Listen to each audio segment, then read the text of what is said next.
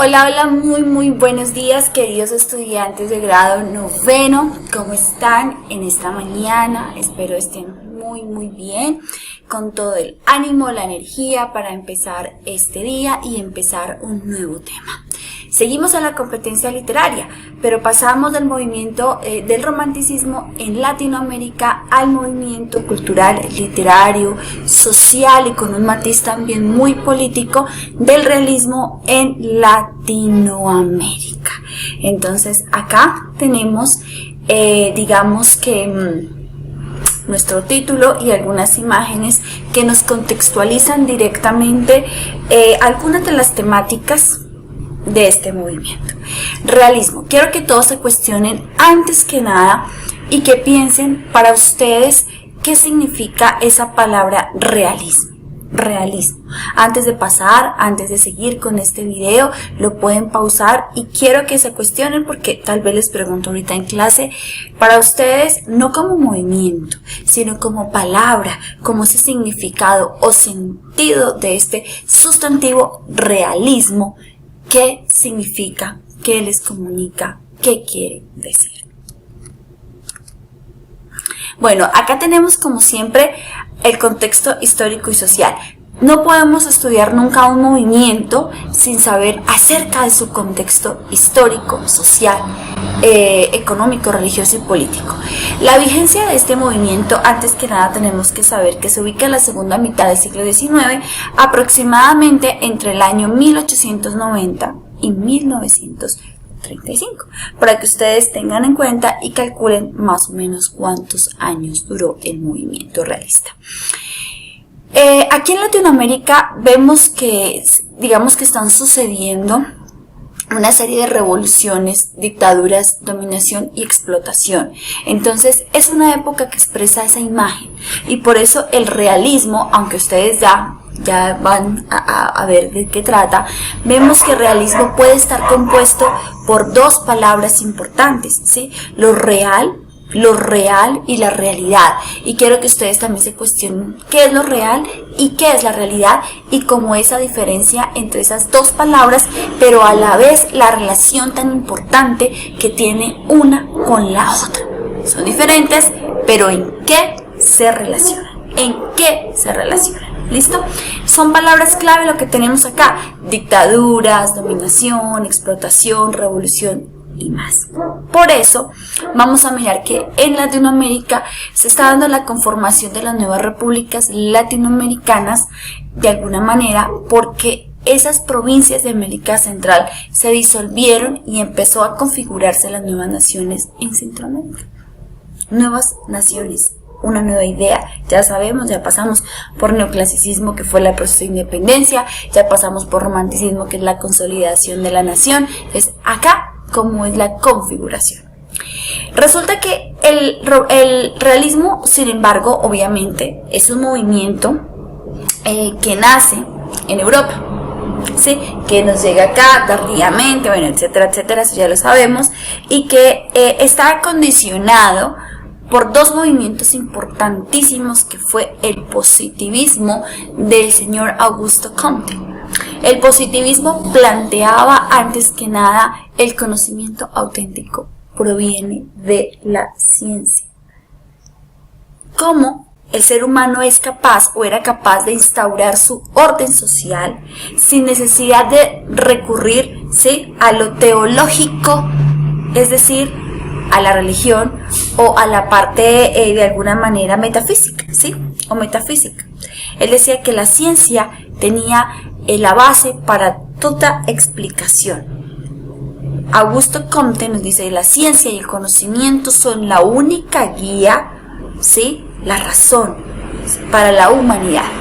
Y de la mano llega el evolucionismo de las especies con el señor Charles Darwin, que ustedes ya saben de qué trata esta teoría de la evolución de las especies. Si ustedes se dan cuenta, hay una palabra clave entre estas dos, que es ciencia y ciencia.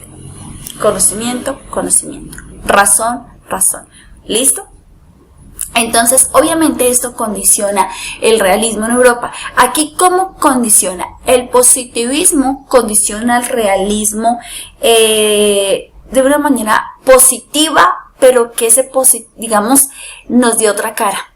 ¿Por qué? Porque en Latinoamérica empezó a haber progreso.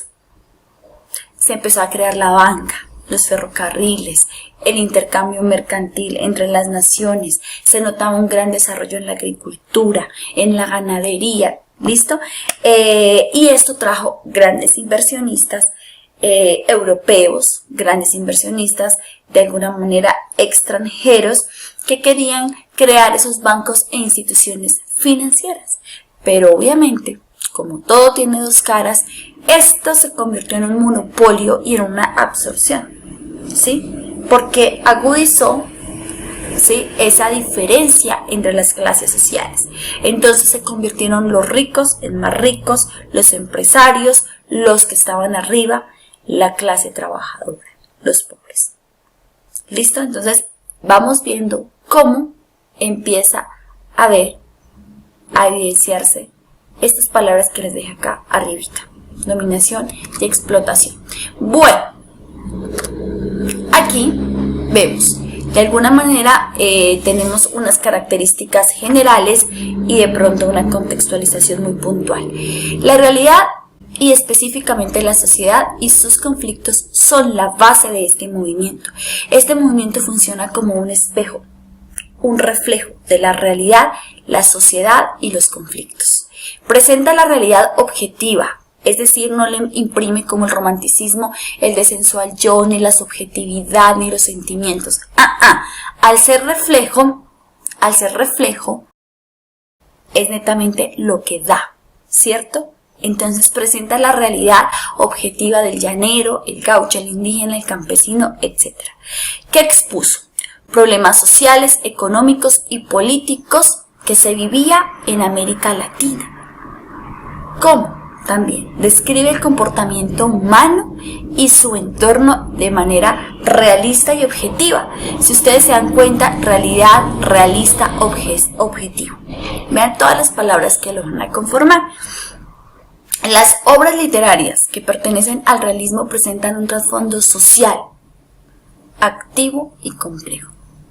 Predomina el lenguaje coloquial o popular, que refleja el habla particular de ciertos personajes, que por acá lo tenemos, y en sí de todas las personas que conforman la sociedad latinoamericana de la época. Ya vimos los años en los cuales se debate o se desenvuelve este realismo. Bueno, los temas que inspiraron. ¿Qué temas inspiraron a los escritores realistas? Obviamente dentro de tres géneros.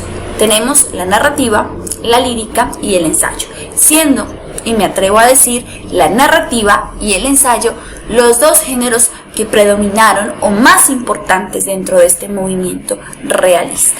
Los temas son los siguientes: diferencias entre las clases sociales, la creciente industrialización y estratificación del trabajo, nostalgia de la vida rural, porque el hombre se vuelca a trabajar en la ciudad, abandona el campo, pero sin embargo la agricultura tuvo un despegue altísimo. Entonces hubo quienes se quedaron en el campo, pero como se estratificó el trabajo y como se ahondó o se agudizó esa diferencia entre la clase social, el campesino era una persona muy vulnerada dentro de sus derechos. Había una nostalgia por esa vida pasada en el campo, en lo rural. Relaciones de poder entre patrones y empleados, el capitalismo como un nuevo sistema social que transforma al hombre y su visión, el auge de las empresas y las multinacionales extranjeras que adquieren poder y riquezas con las materias primas del territorio latinoamericano.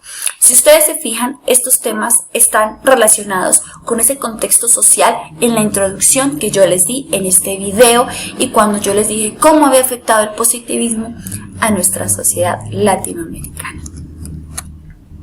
Sensibilidad estética, que siempre hablo de ella y me encanta que la conozcan y la entiendan porque es lo que se evidencia en las obras, aparte de las temáticas, ¿no? Desplazan su mirada, los escritores desplazan su mirada, la vuelcan hacia el mundo externo del artista. Ya no es hacia adentro como el romanticismo, sino es hacia afuera. Lo importante ahora es lo que acontece diariamente a la gente del común, y es este acercamiento a lo cotidiano lo que sensibiliza frente a la realidad de su tiempo. Lo sensibiliza. Asume una posición o actitud crítica, objetiva, que despierta la conciencia social y política. El estilo, como es, no es recargado, es sobrio, importa lo natural. Por eso hablamos del realismo, naturalismo, ¿sí? Lo sencillo, lo preciso. El ejercicio creativo es producto de la observación y la experimentación. Entonces ya lo que yo veo a mi alrededor lo estoy plasmando. El escritor realista, naturalista, abandona el estilo como opulento, recargado, y utiliza un estilo sobrio, desde lo que él observa, desde lo que él ve, desde lo que él experimenta. No desde el interior, desde el exterior. Por eso acá esta imagen. Vean las mujeres, el trabajo, el campo, sí, lo natural que pasaba alrededor. Y esto pues se evidencia en dos tendencias muy marcadas de esta literatura realista naturalista. La primera es la regionalista. La tendencia realista regionalista retrata lo regional, las costumbres, el espacio geográfico, la presentación de los personajes con su voz y habla coloquial, rasgos particulares de la cultura, tradiciones, folclore y creencias. Y por el otro lado tenemos el realismo de problemática social, como su palabra lo indica, medio social en que viven los personajes, problemáticas relacionadas con las clases sociales, la desmedida industrialización, capitalismo, lo que trajo el abandono del campo y la movilidad a los centros urbanos.